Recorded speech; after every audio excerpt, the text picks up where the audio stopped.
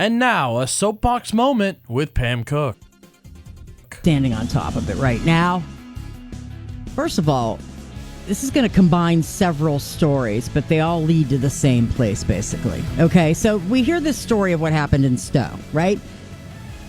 The woman pulls in front of the guy at Taco Bell. She pulls in front of him. And then what happens? He starts ramming the back of her car. She tells the people, at the speaker on Taco Bell, this guy is, rammed my car. Could you please call the police? And then moments later, he gets out of his car, goes up to her car, and shoots and kills her. And then kills himself. She's 25. She was 25 years old. And she is in the drive-thru of Taco Bell with her dog. And that's how her life ended. It's ridiculous. So then I see stories on social media and also in some other media outlets about this business in Stark County. I'm not naming names or anything like that, but it's a business in Stark County, and they put up messages that basically are I'll use the word attacking other people. And it's not like it's Democrats and Republicans, it's just other people. And people think it's funny. And there are other people who don't think it's funny. And when they came out to talk about it, people were like, oh, it's just a joke. Oh, they've been doing it for a long time. I remember, and I don't know what nighttime show it was, but there was a show, could have been Jay Leno, that always brought out the funny headlines that they found on signs. And I mean, some very hysterical things. And it was funny stuff, but it was not attacking anyone. So then I decide, I'm going to take my mom to the doctor's earlier this week. And I pull into a parking space, which is handicapped for her. And, my mom's 89. It's a tough thing to get her in and out.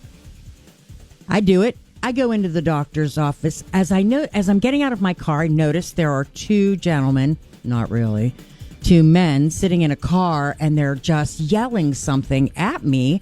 I have no idea what's going on. So I go into the doctor's, and we're waiting in the waiting room, and one of the men walks in, gives me a dirty look, sits down about 3 chairs down, and picks up his cell phone and says, yeah, I've got 2 people in front of me, including that B word, who pulled into that space in front of us.